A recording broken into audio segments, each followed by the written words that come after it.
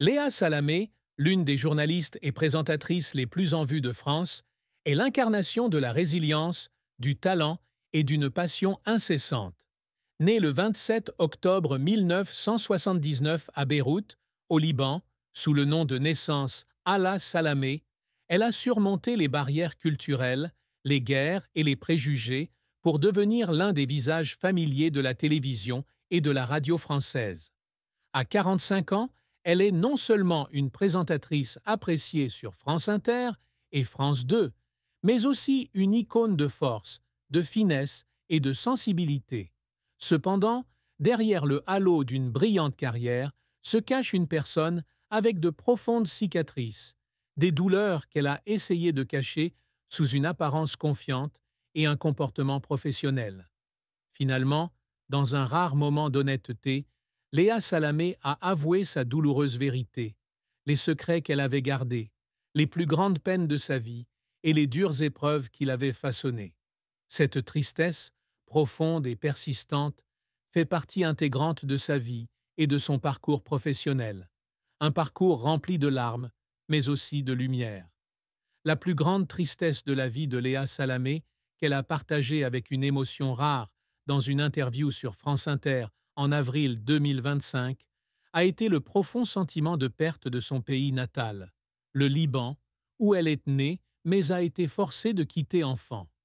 Née dans une famille d'intellectuels, de Ghassan Salamé, ancien ministre libanais de la Culture et conseiller spécial du secrétaire général de l'ONU Kofi Annan, et de Marie Bogossian, d'origine arménienne, Léa a grandi au milieu de la guerre civile libanaise des années 1980. À l'âge de 5 ans, sa famille a fui Beyrouth, où les bombes et la violence ont brisé ses souvenirs d'enfance. Dans un message publié le 5 août 2020 sur X, elle a écrit qu'elle avait « regardé en arrière, stupéfaite, pendant des heures, les images de Beyrouth dévastées par l'explosion du port, le cœur brisé en voyant la ville où je suis née, déchirée, détruite. Les rues de son enfance, les souvenirs du village de Kfar-de-Bian de son père, où elle tente encore de retourner chaque année pour que son fils Gabriel puisse comprendre ses racines, sont devenus les symboles d'une douleur incurable. Léa avoue que se sentir séparée du Liban, incapable de retourner vivre une vie normale dans son pays natal, est une blessure qui ne guérira jamais dans son cœur. Elle pleurait en pensant au peuple libanais, aux amis d'enfance avec lesquels elle avait perdu contact, et au rêve d'un Beyrouth paisible qu'elle avait autrefois espéré. Cette tristesse, bien que cachée sous son extérieur fort, était une partie essentielle de qui elle était, une douleur qu'elle portait avec elle à chaque pas. La carrière de Léa Salamé est une histoire d'ascension inspirante, mais elle a également été remplie de défis qui l'ont obligée à affronter ses propres limites. Après avoir quitté le Liban, sa famille s'installe à Paris, où elle obtient la nationalité française à l'âge de 10 ans. Elle étudie le droit à l'université Panthéon-Assas et à Sciences Po, avant de passer un an à l'université de New York, où elle est témoin des attentats terroristes du 11 septembre 2001 et est légèrement blessée lors de l'événement. Cette expérience traumatisante l'a inspirée à poursuivre une carrière dans le journalisme politique, avec le désir d'apporter la vérité et de donner la parole aux oubliés. Elle débute comme stagiaire à la chaîne parlementaire sous la direction du journaliste chevronné Jean-Pierre Elkabbach, qui reconnaît son potentiel et lui confie l'animation de l'émission Parole du Monde. En 2006, elle rejoint France 24, où elle anime des émissions comme La Soirée et Paris Direct, s'imposant rapidement avec son style avant-gardiste et assuré. En 2010, elle rejoint iTélé, où elle anime des émissions politiques comme Élysée 2012 et Ça se dispute, où elle affronte des commentateurs comme Éric Zemmour et Nicolas Domenach. En 2014, elle devient un visage national en remplaçant Natacha Polony dans On n'est pas couché de Laurent Ruquier sur France 2, où elle travaille avec Aymeric Caron, puis Yann Moix. Les années consacrées à On n'est pas couché ont été l'apogée de sa carrière, mais aussi la période où elle a dû faire face à la plus grande pression.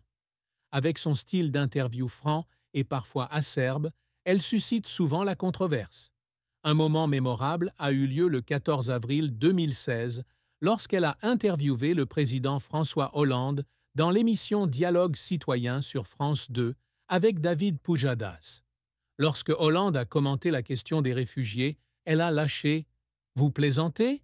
Cette déclaration a immédiatement fait sensation sur les réseaux sociaux, certains la qualifiant de grossière et irrespectueuse, tandis que d'autres la félicitaient pour sa franchise. Léa a avoué avoir pleuré dans la loge après l'émission, se sentant incomprise et agressée pour avoir simplement essayé, de faire son travail de journaliste.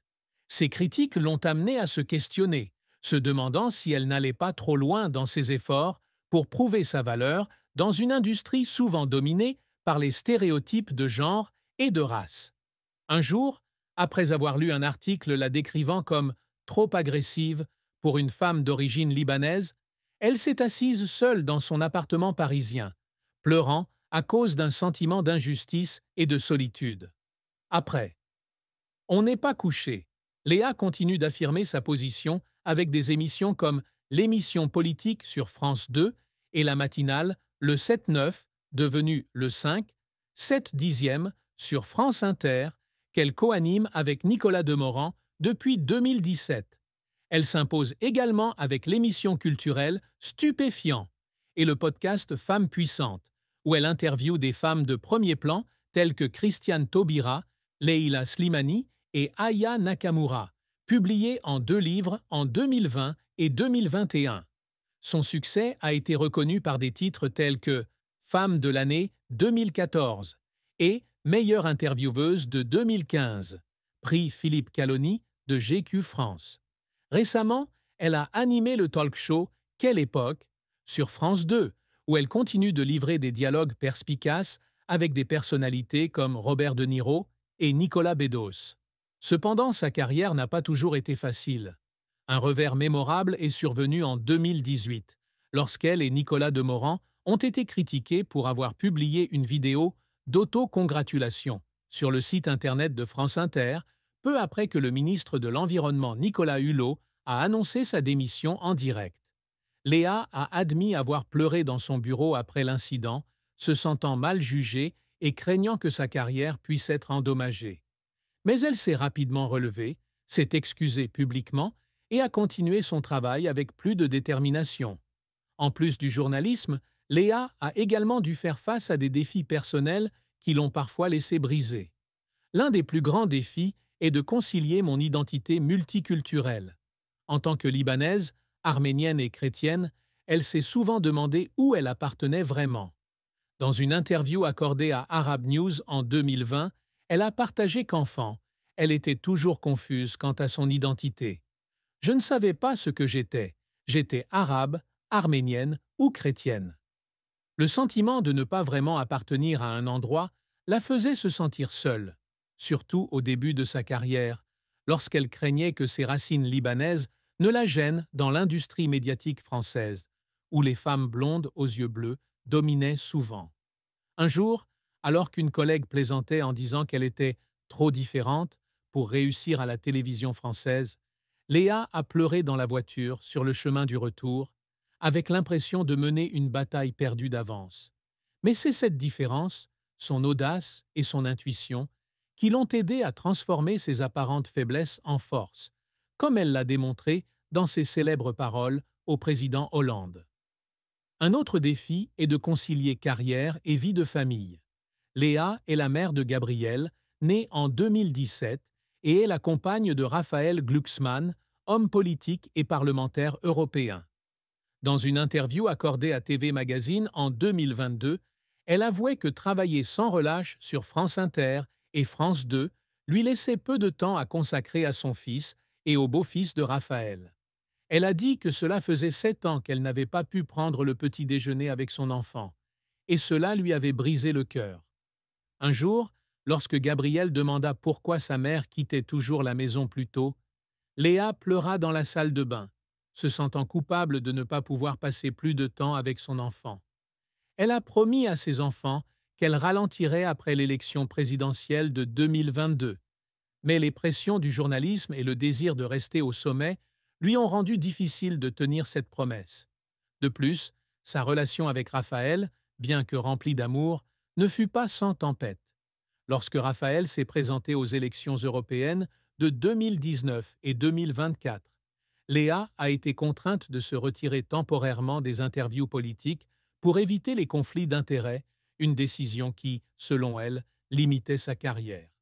Un jour, critiquée pour être favorisée en raison de sa relation avec Raphaël, elle a pleuré dans son bureau, sentant que son talent était injustement négligé. Ce qui rendait Léa triste, et vraiment triste, c'était le sentiment de ne pas pouvoir protéger ses proches des souffrances de la vie. En plus de la douleur du Liban, elle a également été traumatisée par le fait d'être témoin des difficultés de sa famille. Son père, Ghassan Salamé, bien qu'érudit et homme politique distingué, a dû faire face à de grands défis lorsqu'il travaillait aux Nations Unies et dans la politique libanaise. Léa a partagé un jour qu'elle avait toujours voulu que son père soit fier d'elle, mais qu'elle